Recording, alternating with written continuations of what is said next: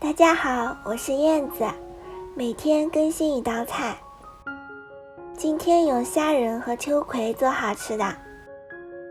先把虾仁用刀一个一个拍成泥，再剁细，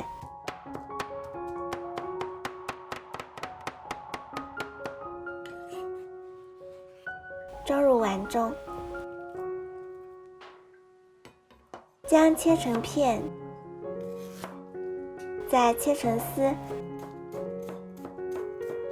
再切成姜末，也装入碗中。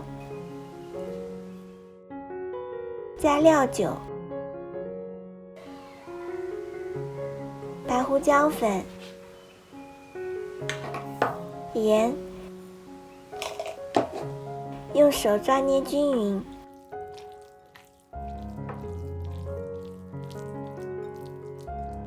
再打成胶，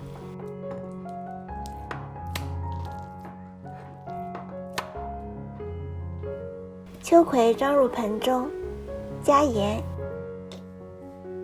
加水，一个一个搓洗干净。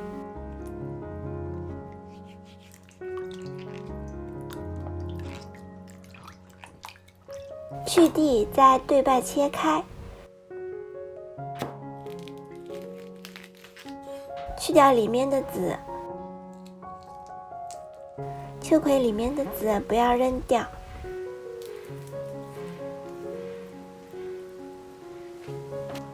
挖一勺虾胶填在秋葵里面，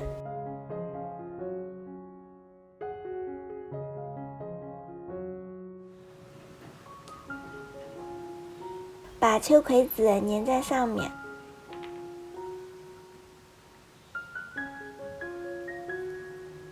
像这样一个一个做好，摆入碗中。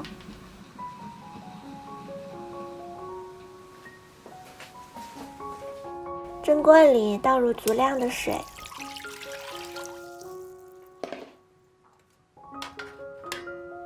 把秋葵放进来，大火蒸8分钟。趁这个时间来切一点红辣椒，把它切成圈。再切一点小葱，切成葱末备用。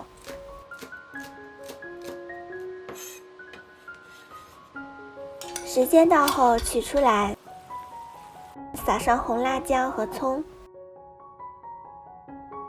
再烧一点油，把油烧至冒烟，淋到碗中，激发出小葱和红辣椒的香味。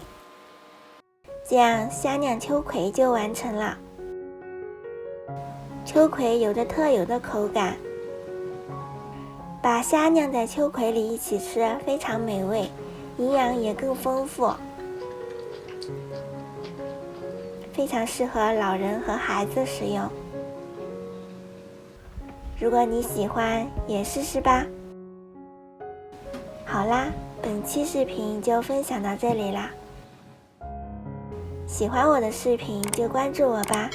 每日为您更新一道菜。